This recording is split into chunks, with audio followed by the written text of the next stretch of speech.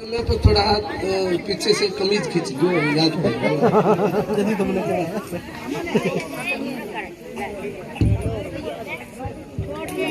परम आदरणीय आज इस ऐतिहासिक क्षण पर होने वाले बहुत ही बढ़िया और विशेषकर महिलाओं के लिए तो ऐसे कार्यक्रम होने चाहिए थे। ये तो 2 साल के ये तो पहले होने चाहिए थे। बहुत बढ़िया शुरुआत।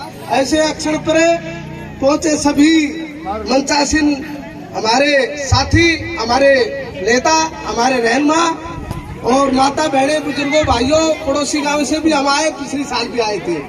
अरे मैं तो ये कह रहा हूँ, 1-2 नारे लगा दे फिर शुरुआत करूंगा कि हम जिन महापुरुषों की विरासत को संभाले हुए हैं, उन महापुरुषों का नारा दुश्मन की छाती में लगना चाहिए। इसलिए आप 2 नारे बोले। दुश्मन का मतलब मेरा ये नहीं है कि हमारे दुश्मन है, लेकिन राजनीतिक रूप से जिन्होंने हमारा शोषण किया है उनको पता लगना चाहिए।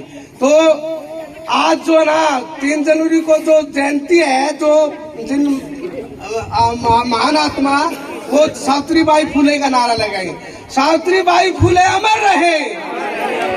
अरे बोलने में तो पैसा नहीं लगता ना। सावित्रीबाई फुले अमर रहे, अमर रहे, अमर रहे। ज्योतिबा फुले अमर रहे, अमर रहे, अमर रहे। शहीदों, महापुरुषों आपके सपनों को मंजिल तक ले जाएंगे। मंजिल तक मैं कहूँगा, महापुरुषों आपके सपनों को, आपने कहना मंजिल तक ले जाएंगे।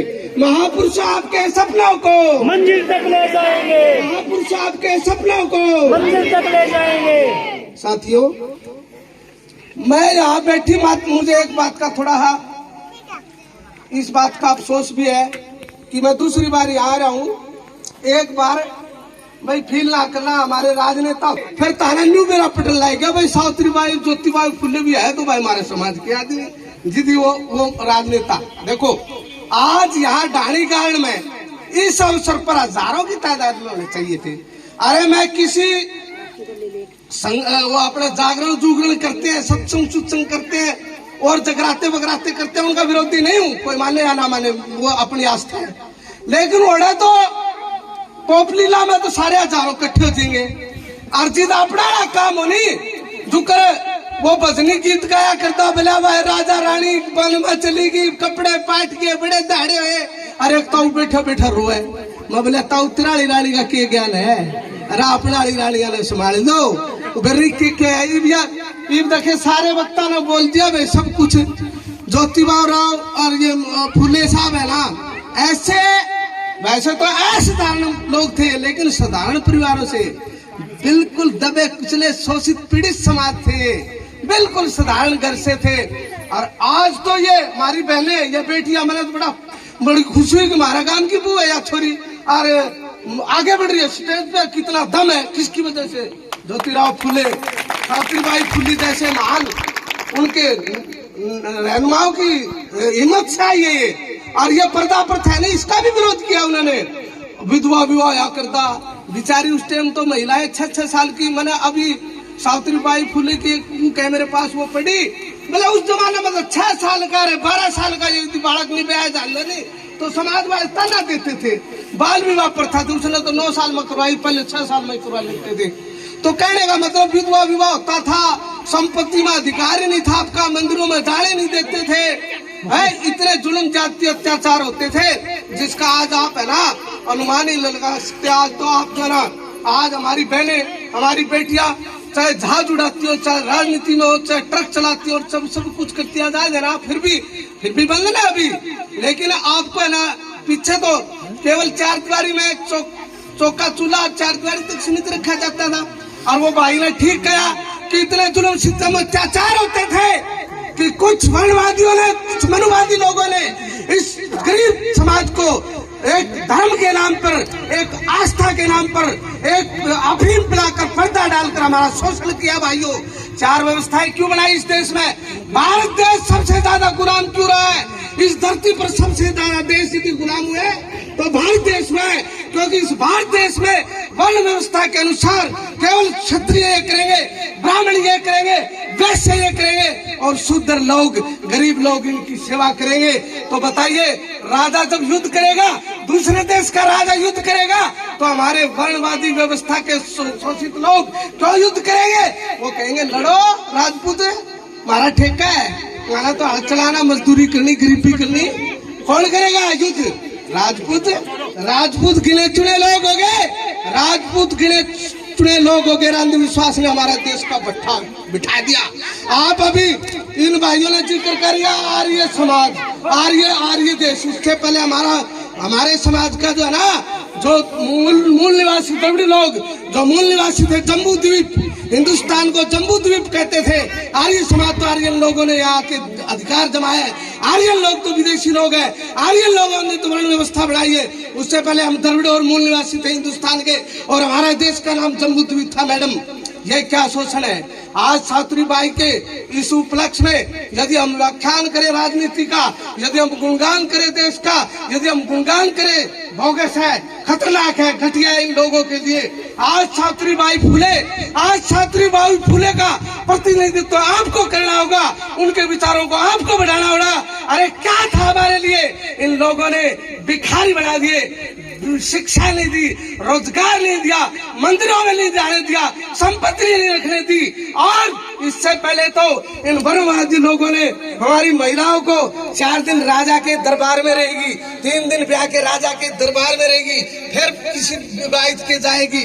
कितना शारीरिक शोषण था, कितना मानसिक शोषण था, कितने रूढ़िवादी और आडंबर बनाए इन लोगों ने। इन आडंबरों को तोड़ना होगा, अंधविश्वासों को तोड़ना होगा, और आपको अपने हक पूरा अधिकार लेने होंगे, बढ़ने होंगे। मेरी माता और बहनों से खास अपील है कि आज इस दिवस पर आप प्रण लें, क्योंकि यदि हम इस तरह केवल आज हिंदुस्तान में ज्योतिबा फुले और इनको याद किया जाएगा, केवल श्रद्धांजलि दी, केवल उनको याद किया, उनके उद्देश्यों को याद किया। मैं कहता हूं कि आपको प्रण करो, आप प्रण करो, अपने हक हकूक अधिकार लेने के लिए बढ़ो, शिक्षित बनो, अंधविश्वास रूढ़िवादिताओं को तोड़कर इस मंच पे आके अपनी एकता दिखा के और हक हकूक अधिकार लेना सीखो। और मैं कहूंगा कि भाई आज इस मौके पर केवल महानता को प्रदर्शित करना सही नहीं है। जैसा भाई ने कहा गीत में और हमारी बहन ने भी कहा, ये सच्चाई है कि छोटे छोटे उद्देश्यों को प्राप्त करके हम बहुत बड़े उद्देश्यों को प्राप्त कर सकते हैं। लेकिन एक तो होती है राज सत्ता परिवर्तन। मेरा थोड़ा ब्लड प्रेशर हो सकता है क्यों मैं तो एक तो होता है एक होता है सत्ता परिवर्तन और एक होता है व्यवस्था परिवर्तन। कुछ लोग लड़ते हैं बार बार सत्ता परिवर्तन के लिए। भला वो पीता तो नहीं, मैंने कभी पी भी नहीं। शराब की वो बोतल होनी क्या या फलानी है या डिग्री है वह है या वह मटेरियल वही होता है। शराब का मटेरियल वही होता है, लेवल बदलते हैं। इस तरह ये लोग राज सत्ता में केवल चेहरे मोहरे बदलते, नाम बदलते, व्यवस्था नहीं बदलते। और जो सावित्रीबाई फुले और ये हमारे महापुरुष थे, चाहे भीमराव अम्बेडकर जी थे, इन्होंने सत्ता बदलने का प्रयास नहीं किया, इन्होंने व्यवस्था बदलने की कोशिश की। और सत्ता बदलने से ज्यादा बड़ा काम है मुश्किल व्यवस्था बदलना, क्योंकि सत्ता तो केवल राजनीतिक विचारों से बदली जा सकती है। झूठे लुभावने नारों से, झूठे कामों से, केवल प्रकार साम दाम दंड भेद प्रयोग करके राजनीति ले लेते हैं। लेकिन व्यवस्था परिवर्तन कैसे होगा? व्यवस्था परिवर्तन होगा निचले स्तर से। आपकी सामाजिक विचार बदले, आपकी आर्थिक उन्नति हो, आपको सत्ता में हिस्सेदारी हो, आपको इन आडंबरों से निकाला जाए। अब सुनो, ये लोग कई भाई कहते हैं कि राजनीति की बात करो भाई, यह बात ना करो। मैं कहता हूं पहले ये बात करो, क्योंकि जब तक आप जड़ों से नहीं जुड़ोगे, जब तक आप आडंबरों से नहीं उठोगे, जब तक आप जाति और धर्म से नहीं उठोगे, जब तक आप इनके पचड़ों में पड़े रहोगे, नहीं तो इन अपने बेवकूफ बनाए रखेंगे। इन आडंबरों को छोड़ के शिक्षित बन के, जागरूक बन के, संगठित बन के, संघर्ष करके और सत्ता को प्राप्त करो, तब आपका कल्याण होगा। आप अपने हक अधिकार लेना सीखो।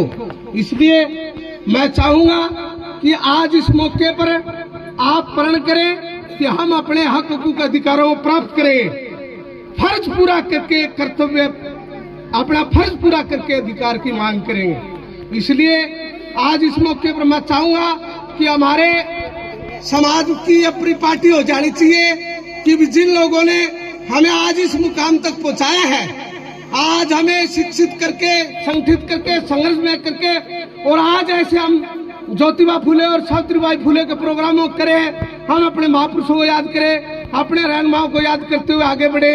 आप सभी का यहाँ पहुंचने पर बहुत बहुत स्वागत, धन्यवाद कि आप, और हम तो दानी खान बहादुर से भी लोग आए, मैं इन भाइयों से भी निवेदन करूंगा कि ऐसे प्रोग्राम हर गांव में होने चाहिए। अरे जो हमारे बिल्कुल जड़ों से जुड़े, अब आपको 2-3 साल से पहले ज्योतिराव फुले और इनके बारे में, महापुरुषों के बारे में पता ही नहीं था। मैंने कई बार पूछा है कि भाई बिल्कुल नहीं पता था। क्यों? हमें तो पता किसका, महात्मा गांधी जी का। चलो मैं ये नहीं कहता कि वो हमारे रहनुमा नहीं है, लेकिन वो एक विशेष विचारधारा के लोग हुए। वे एक विशेष विचारधारा, चाहे बीजेपी के लोग हो, चाहे कांग्रेस के लोग हो, चाहे और किसी पार्टी के लोग हो, वो पार्टी के प्रति समर्पित होके उन्होंने एक विशेष विचारधारा को जन्म दिया।